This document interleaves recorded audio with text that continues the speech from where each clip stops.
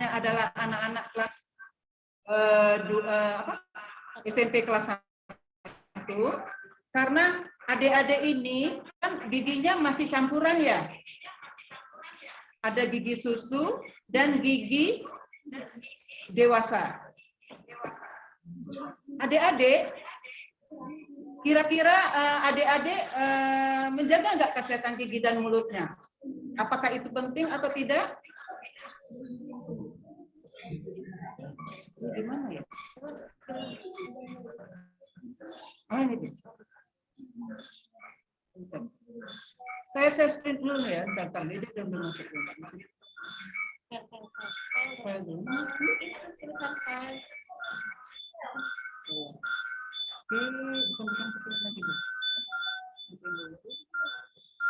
Sebentar ya adik-adik.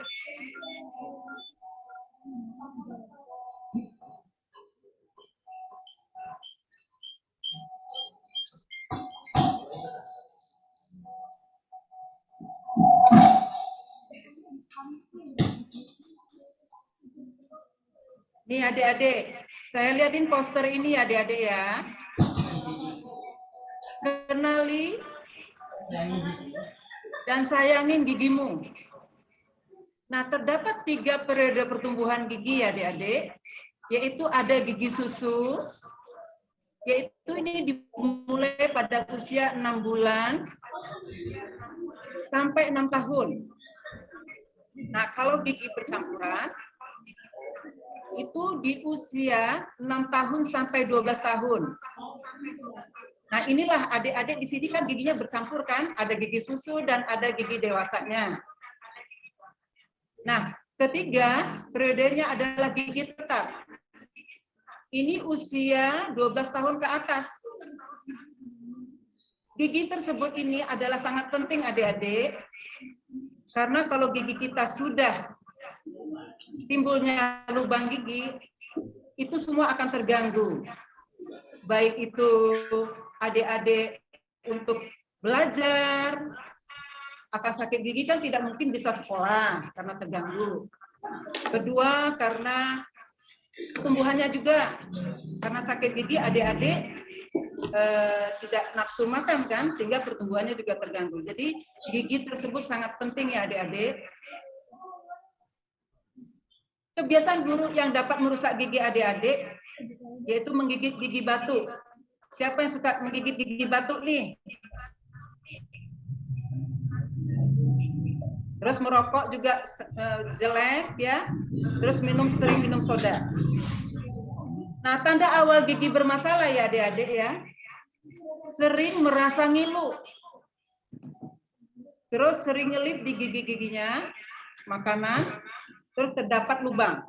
Nah, ini adik-adik jangan nunggu sakit dulu ke puskesmas atau ke dokter gigi. Jadi beda dengan istilahnya dengan penyakit umum, misalnya adik-adik flu atau pilek, adik segera ke dokter kan. Nah, kalau gigi dikatakan ke dokter, itu kalau adik-adik sudah merasa di depan kaca tuh ada titik hitam di giginya. Nah, itu adik-adik sudah harus datang ke dokter atau ke puskesmas. Sehingga giginya tidak makin jauh ke dalam saraf gigi untuk berlubangnya. Nanti Ibu akan lihatin poin-poinnya ya.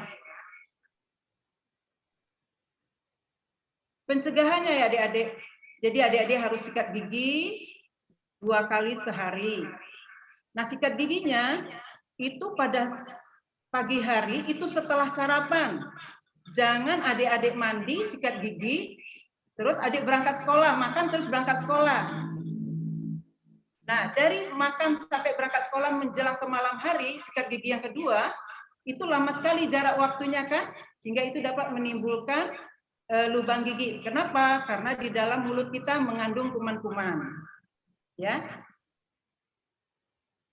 Kalau malam hari, adik sikat giginya setelah semua makan, beres, tinggal mau tidur, tidak boleh makan lagi, sikat gigi langsung tidur, tidak boleh makan lagi, boleh makan lagi tapi syarat harus ke kamar mandi lagi untuk sikat gigi atau minimal kumur-kumur. Juga ada melakukan flossing. Flossing itu adalah benang yang dimasukkan ke dalam gigi, sela-sela gigi, sehingga kalau dengan sikat gigi dia tidak bisa bersih sela-selanya, jadi dengan dental floss, ya adik-adik ya. Terus walaupun kita tidak sakit gigi atau tidak ada gigi bermasalah, adik-adik wajib minimal 6 bulan sekali ke dokter gigi untuk memeriksakan giginya. Karena kan adik-adik nggak tahu, misalnya di atas ada gigi berlubang. Adik-adik taunya setelah sakit kan? Baru datang ke dokter gigi. Padahal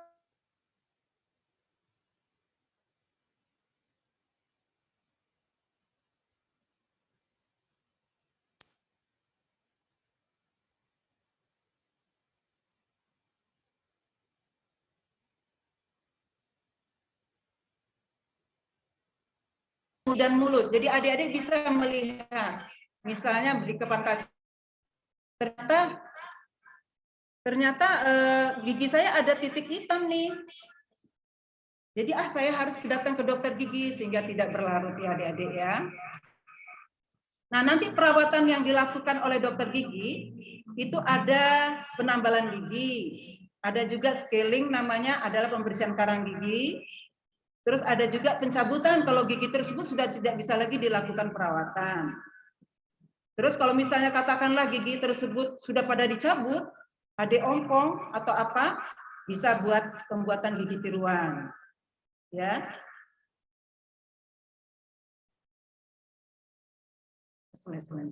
Kita lihat slide selanjutnya ya, Dek.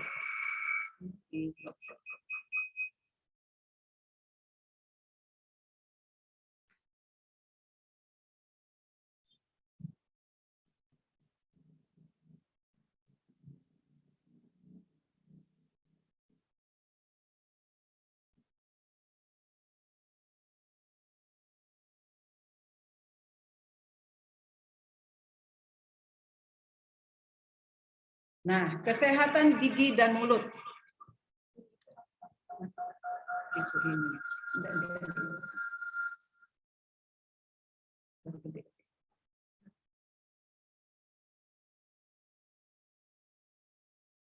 Nah, ini sebuah pilihan. Adik-adik mau milih yang mana ini? Gigi yang bersih atau gigi yang sebelah kanan? Adik mau pilih yang mana? Sebuah pilihan ya adik-adik ya. Nah, kita akan membicarakan tentang rongga mulut. Di rongga mulut itu ada bagian-bagian, ada bibir, ada gusi, ada lidah, ada gigi geligi, dan jaringan lunak lainnya. Ini sangat bersinambungan sehingga mereka, kita harus hidup sehat sehingga mereka semua sehat. Ya. Nah, penyakit dan kelainan pada gigi dan mulut. Sudah jelas kalau gigi berlubang itu disebabkan yang sudah tadi Ibu bicarakan bahwa kita melihat gigi lubang itu bisa di depan kaca, ada titik hitam, kita harus segera pergi ke dokter gigi atau ke puskesmas. Terus penyakit pada gusi. Nah, ini bisa disebabkan karena karang gigi adik-adik. Nah, karang gigi ini terbentuk, adik-adik mungkin cara sikat giginya yang tidak benar. Nanti kita akan demokan cara menyikat gigi yang benar ya. Tapi ini Ibu akan menerangkan dulu cara penyakit-penyakit giginya.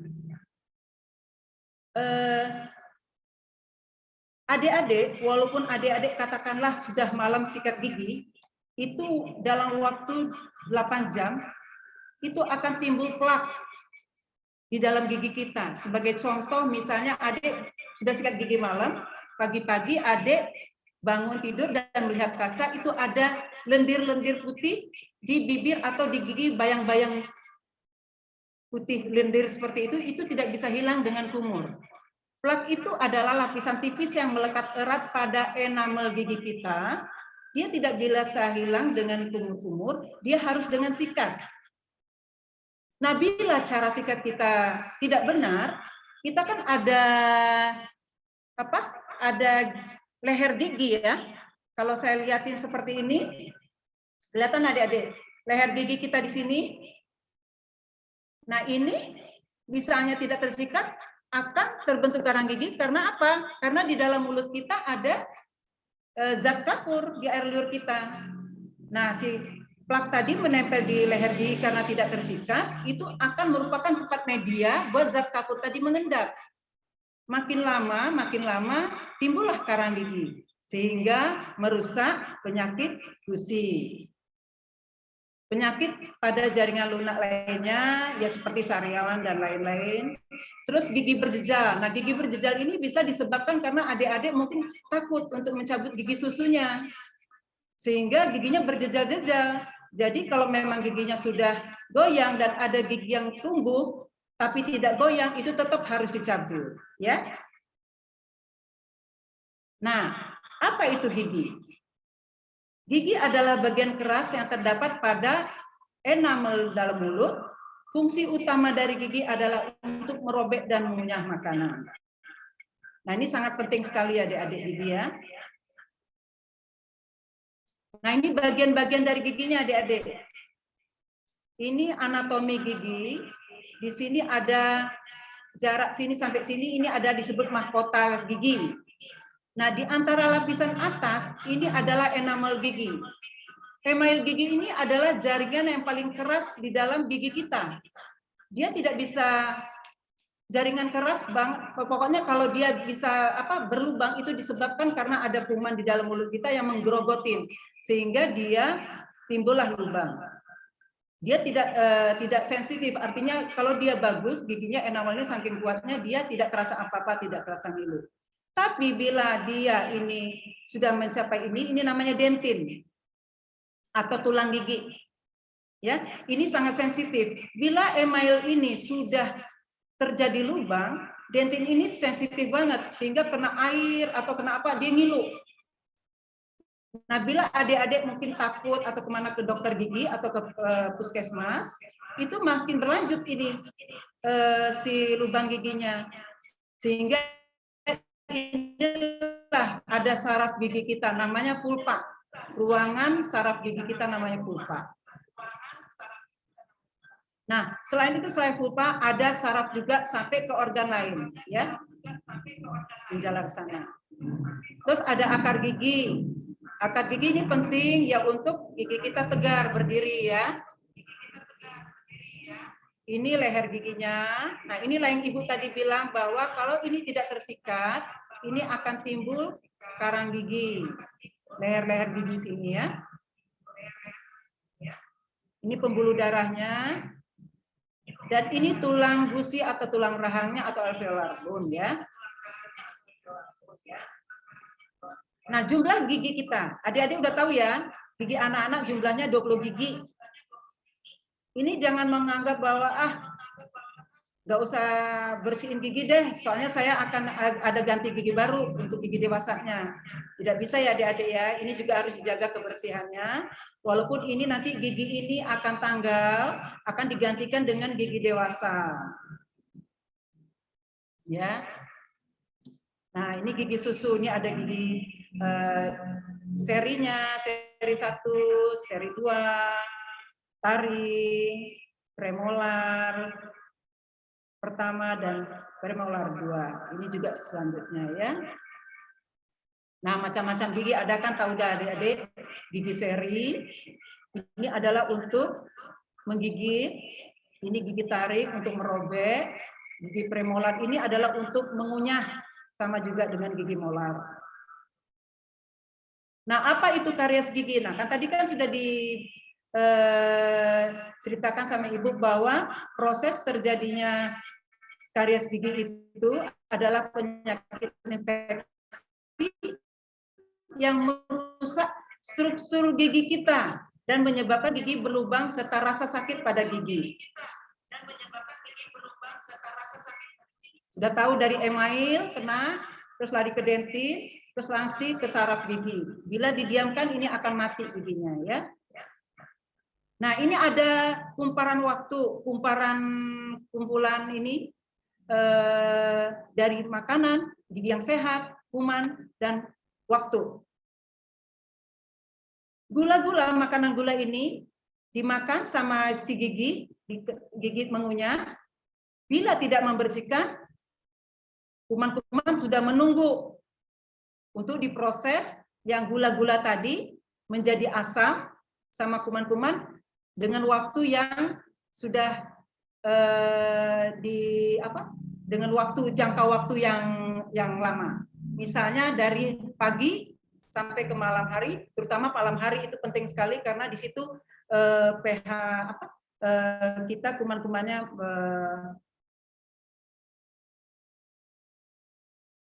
asam, dari basa ke asam ya. Nah, ini gambaran keadaan gigi. Nah, ini gigi sehat nih adik-adik. Nah, bila adik-adik sudah berlubang giginya, ini nanti ditambal ya. Nah, ini kalau adik-adik didiamin aja nih sisa akar nih, udah sisa akar.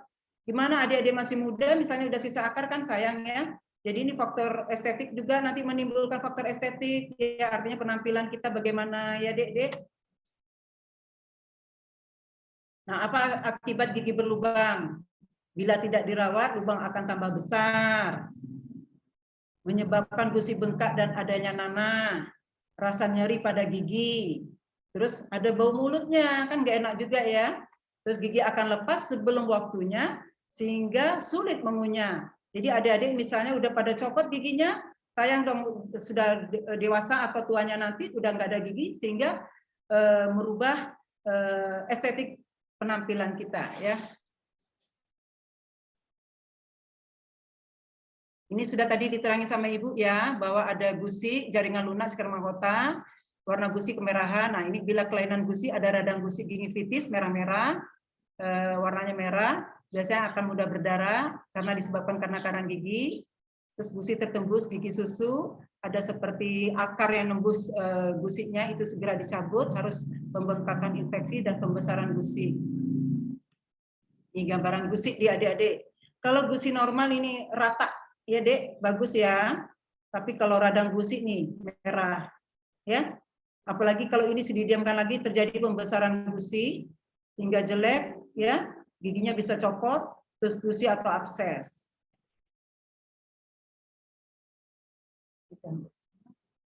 Lidah. Nah, lidah juga adik-adik, selain sikat gigi, lidah juga harus disikat ya. Seperti ini nanti bersih, karena kalau tidak sikat seperti ini kotor nanti ya. Wajib juga lidah disikat.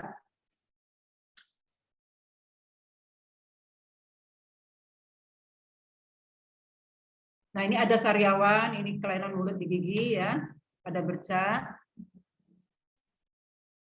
Nah, ini kebersihan mulutnya dapat dilihat dari berbagai aspek.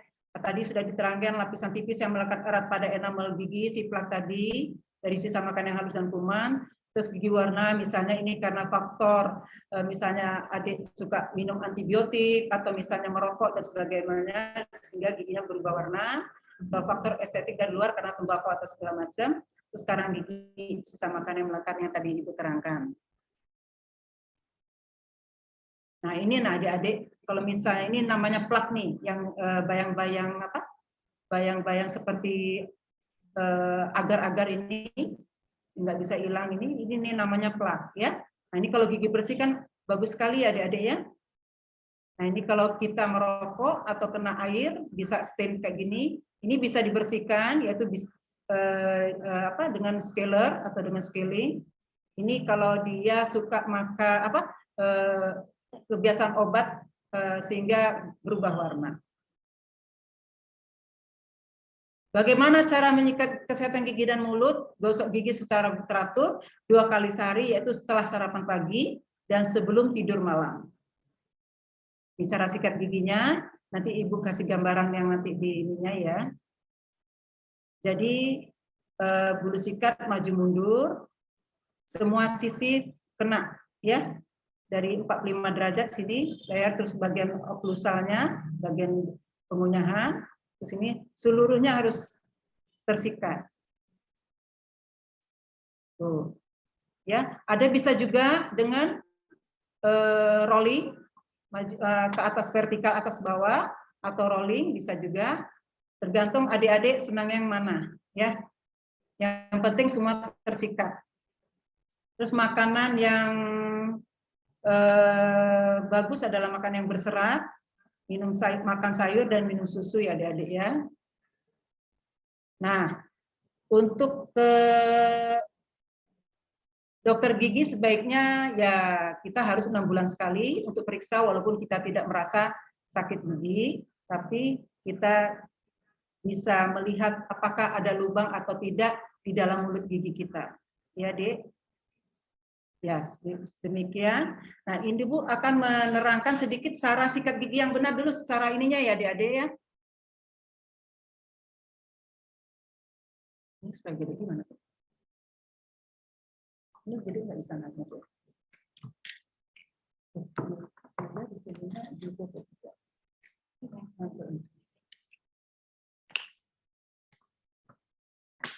Ini adik-adik kelihatan nggak ini gigi nih? Kelihatan ya? Ini cara giginya yang tadi kata saya, kata Ibu yang gigi yang apa? Yang ini deh. Nih, gusi yang ini yang membengkak karena apa? Ada di sini ada karang giginya, ya. Nah, kalau di sini gusi yang bagus kan beda ya antara ini sama ini.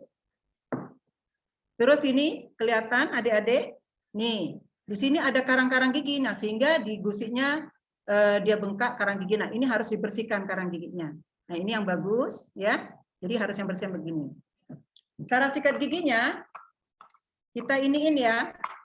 Pertama kita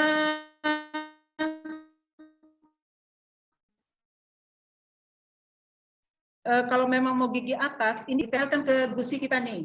Cara sikatnya maju mundur, atau bisa rolling gini atau vertikal naik ke atas ke bawah, ya.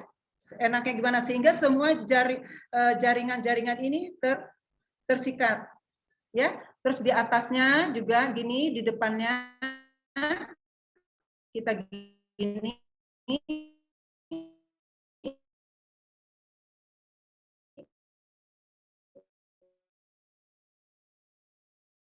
Atau ini juga begitu ya. Terus gigi bawah itu ya, insya Allah kalau memang kita hidupnya perilaku hidup bermasalah ya, sehingga adik-adik juga bisa sekolahnya tidak terganggu, pertumbuhannya juga bagus, sehingga makanya juga tidak merasa sakit gigi, sehingga makanya ini sehingga pertumbuhannya tidak terganggu ya. Mungkin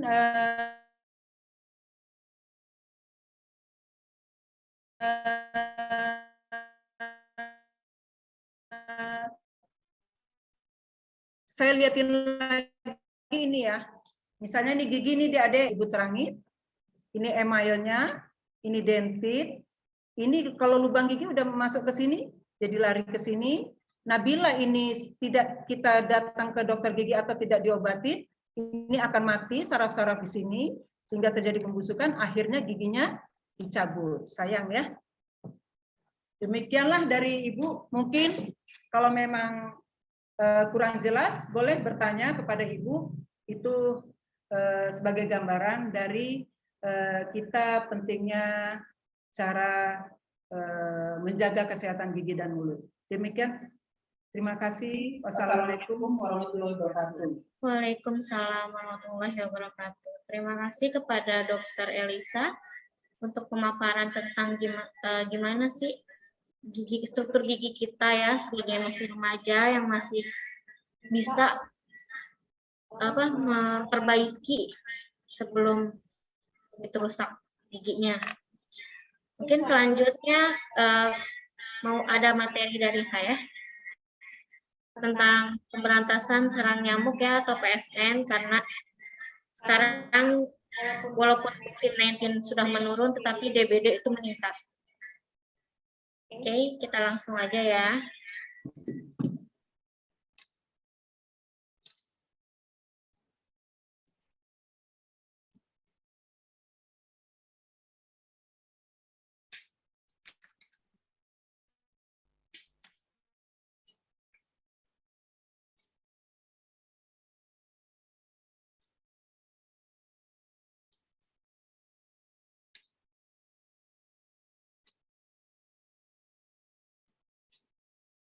Oke, kita mulai.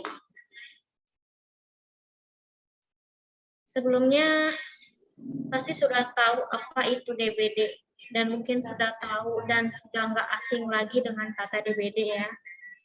Kita penjelasan lagi. DBD yaitu singkatan dari demam berdarah dengue, yaitu demam yang diikuti dengan perdarahan di bawah kulit, selaput hidung dan lambung. Virus dengue ditularkan melalui gigitan nyamuk Aedes aegypti betina dengan ciri-ciri belang warna hitam dan putih. Sering ya kita ketemu kalau lagi main atau lagi apa, pasti ada nyamuk yang belang-belang itu. Kenapa yang menggigit itu betina? Karena dia itu mencari atau menghisap darah untuk memberi makanan kepada telurnya. Jadi kalau dalam manusia laki-laki ya jantannya yang mencari makan, tetapi kalau dalam hal nyamuk yaitu betinanya yang mencari makan. Selanjutnya ada tanda dan gejalanya. Kalau tanda dan gejala mungkin sudah banyak yang tahu ya, seperti demam tinggi 38 derajat Celcius kurang dari 7 hari, ada sakit kepala dan nyeri badan, mual, muntah dan tidak nafsu makan, bercak-bercak merah di kulit, kadang disertai diare dan mimisan, gusi berdarah, muntah darah, dan BAB darah. Dalam hal DBD ini, tidak boleh ada darah yang keluar sedikit pun dalam diri kita, karena itu akan mempengaruhi turunnya trombosit darah. Dan selanjutnya ada tanda bahaya demam berdarah dengue, yaitu tidak ada perbaikan meski suhu turun, wajah pucat dan keringat dingin, menolak makan dan minum, muntah terus-menerus sampai muntah darah. Nah, dalam hal ini kita perlu juga waspada pada fase kritis demam berdarah, yaitu suhu tubuh turun, gelisah, kaki tangan dingin, trombosit rendah, leukosit rendah, kekentalan darah tinggi, 3-5 hari setelah demam terjadi pendarahan dan bisa berakibat kematian. Selanjutnya ada penanganan awal demam berdarah dengue. Jadi kalau udah rasa demam, sakit badan, sampai linu-linu seperti itu, kalau ada kerabat, keluarga, adik, saudara, kita pencegahannya awalnya tuh langsung minum air putih sebanyak mungkin, minum obat penurun panas, dan kompres air dingin. Bila dalam 3 hari demam tidak turun, segera bawa ke dokter. Jadi kalau DBD ini, jendela kritisnya itu emang 3 hari pertama. Jadi kalau 3 hari pertama itu, kita langsung bawa ke rumah sakit, jangan didiemin aja ya.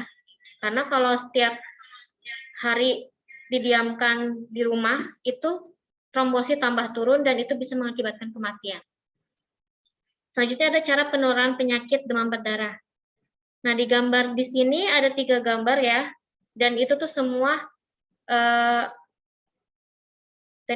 bakal terus berputar. Ya, jadi dari pertamanya itu orang sakit yang udah terkena DBD, ada nyamuk yang datang nih, ngisap darah yang udah kena virus.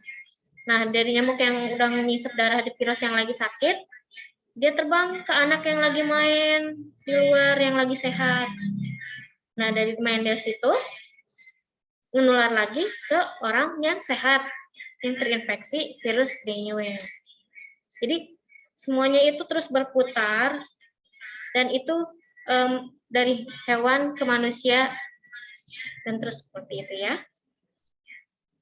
Selanjutnya ada ciri-ciri nyamuk Aedes aegypti, yaitu berwarna hitam dengan belang-belang putih, hidup di dalam dan di luar rumah, mampu terbang hingga 100 sampai 200 meter, umur nyamuk sekitar 2 minggu, tapi beberapa dapat hingga 2 sampai 3 bulan. Nyamuk Aedes aegypti aktif pada pagi dan sore, pukul 9 sampai 11 siang dan jam 3 sampai jam 6. Maka dari itu kalau bisa pada jam-jam pagi jam 9 sampai jam 11 siang ini jangan tidur. Karena kalau udah tidur kita nggak tahu kan nyamuk itu gigit kita kapan saja gitu, dan kita nggak tahu itu dapatnya dari mana. Gak hanya dari rumah juga, bisa juga dari luar rumah. Selanjutnya ada ciri-ciri nyamuknya ya. Kita sering ketemu tuh yang jentik-jentik nyamuknya, suka dilihat gak? Tahu nggak? Di tempat perindukannya juga tuh ada di vas bunga, ada di botol-botol bekas, terus itu ada ban bekas. Apalagi sekarang kan musim penghujan ya, jadi kita harus membersihkan lingkungan rumah, sekitar rumah, apalagi sekolah ya yang udah mulai sekolah. Jadi untuk dari pihak sekolah juga harus bisa memberantas sarang nyamuk juga.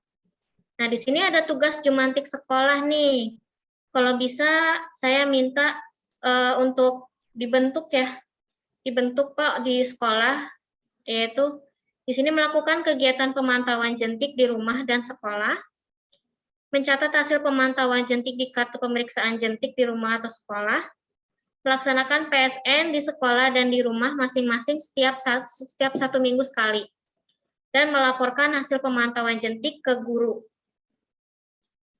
Di sini ada tugas guru di sekolah juga, yaitu membuat rencana pemantauan jentik peserta didik, bertanggung jawab atas pelaksanaan kegiatan PSN, serta melaksanakan koordinasi atau kerjasama dengan petugas UKS, puskesmas setempat, membina dan mengawasi kerja jumantik anak sekolah, menganalisa laporan hasil pemantauan jentik oleh jumantik anak sekolah. Bila ada jentik nyamuk, disarankan kepada anak untuk membersihkan atau menguras sumber jentik tersebut dengan 3M.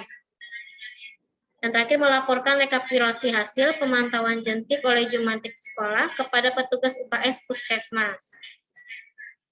Jadi itu ada contoh formatnya ya, mungkin nanti kalau emang udah mau kita bentuk, kita bisa laksanakan, Pak. Dan ini yang terakhir, yaitu 3M ya. Mungkin udah tahu 3M itu yaitu menguras, mengubur, dan menutup. Ya, di sini ada nah, menggunakan obat anti nyamuk, membersihkan lingkungan, memeriksa penampungan air, meletakkan pakaian bekas pada wadah tertutup, menaburkan bubuk larvasida atau abate ya, kita tahu, membersihkan saluran atau talang air, dan menanam tanaman pengusir nyamuk. Tanaman pengusir nyamuk tuh kayak gimana? Bisa, nah sekarang lagi banyak nih ikan cupang. Kita kalau udah melihara ikan cupang itu udah bagus di rumah, karena salah satu nyamuk suka dengan air, tetapi telur mereka juga itu bisa jadi makanannya cupang, ikan cupang. Jadi itu bisa dipergunakan ya untuk di rumah ataupun di sekolah. Nah, maka itu kita harus bisa jadi juru pemantau jentik di sekolah ya. Di sini ada mengkampanyekan gerakan 3M+, memelihara ikan pemakan jentik dan menanam tanaman anti nyamuk, piket kebersihan kelas dan sekolah, menggunakan pakaian lengan panjang, memberikan larvasida pada tempat penampungan air yang sudah dikuras, dan periksa tempat penampungan air di lingkungan sekolah. Itu aja sebenarnya yang dilakukan oleh jumantik anak di sekolah. Jadi, ayolah, kita harus bangga menjadi jumantik sekolah ya. Dan bapak-bapak di kepala sekolah ataupun guru-guru mari kita bentuk jumantik sekolahnya agar kita juga di sekolah tidak terjauhkan dari penyakit TBD ini, dan semoga semuanya sehat selalu. Nah, mungkin sekian dari saya. Bisa ada pertanyaan dari Bapak dari sekolah di sana?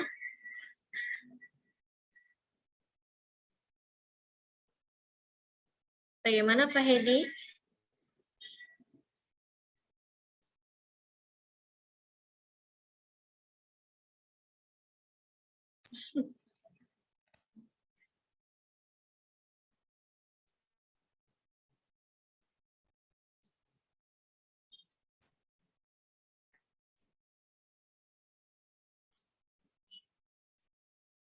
Bagaimana adik-adik? Ada pertanyaan enggak?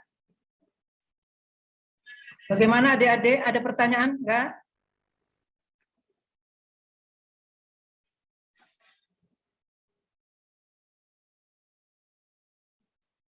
Dengar suara ya dari sana ya. Ada suara. Ini.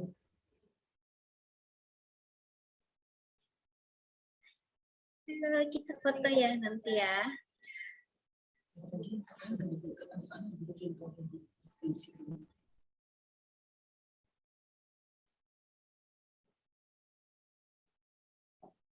Ini gimana?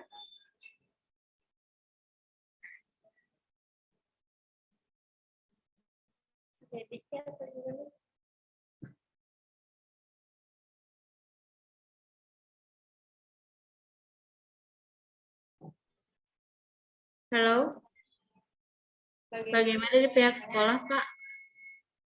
Ada pertanyaan dari muridnya? Atau sudah cukup?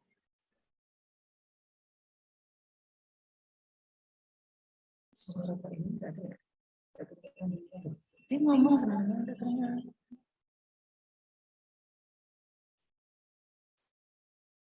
Punten Bapak, nggak ada suaranya.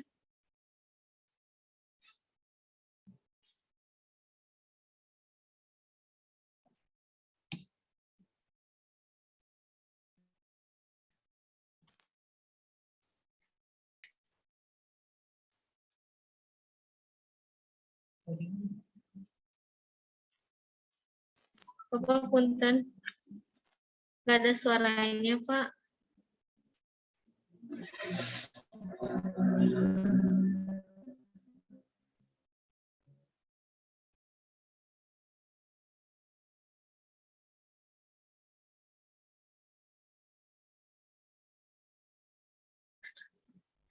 Kayaknya mati bisa. Ini mana sih suaranya? Kayaknya di saya mati udah enggak? Kalau saya kok koneksinya enggak ada. Itu enggak ya? Masih live ya? Masih. Ini udah selesai. Apa sih gimana? Halo? Ada suaranya, Bu? Iya, enggak ada Pak. suaranya. Udah Pak, ada suaranya sekarang. Jadi kita Oke, mungkin nanti bisa kali ya minta bantuan dari pihak Puskesmas untuk datang ke sini dan penyuluhannya langsung harus seperti apa, bahan apa, zat-zat apa yang bisa digunakan untuk membasmi nyamuk kali Bu ya. Gimana? Mohon pencerahan dari pihak Puskesmas, Bu. Oh, iya. nanti kita ke sana koordinasi apa-apa. Kita bicara ke Oh ya, sana. sudah Mungkin dari Pak. pihak Puskesmas yang ke sana. Baik Pak, kalau seperti itu nanti mungkin ke tindak lanjutnya ya, kita akan datang langsung ke sana dan memberi penyuluhan dulu sebelumnya ya Pak ya.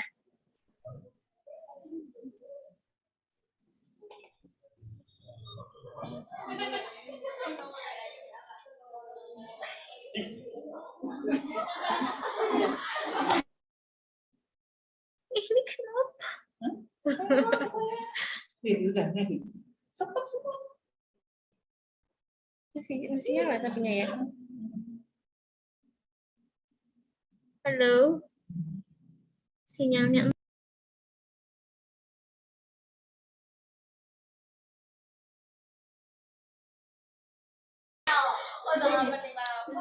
Baik Ibu, paparan yang luar biasa ya.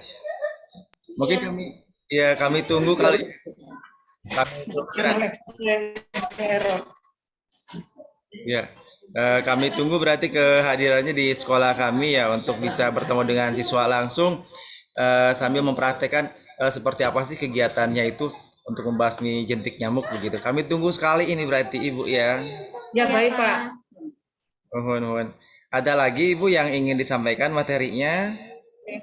Mungkin sekian aja Pak, barangkali kasihan anak-anaknya, adik-adiknya udah mau pulang barangkali ya. Ini kan siang ya, Dek ya. Pada mau pulang dan tidur siang ya. Demikian saja Pak. Terlebih dahulu saya terima kasih juga sama Pak Hedi ya Pak ya. Iya. Mohon betul. Telah memfasilitasi link ini sehingga terselenggaranya virtual ini. Saya sangat berterima kasih sekali atas kerja sama Bapak kepada Puskesmas Bantar Jaya. Semoga nanti kita akan terjun ke SMP 1 untuk membentuk atau katakanlah untuk mengadakan penyuluhan mengenai demam berdarah, jentik-jentiknya bagaimana kita cara mempraktekkannya. Ya Pak ya, nanti kita akan terjun ke SMP 1 ya Pak. Mangga Ibu diantos pisan di sini atur Ya, mangga. nuhun. Materinya luar biasa. Terima kasih.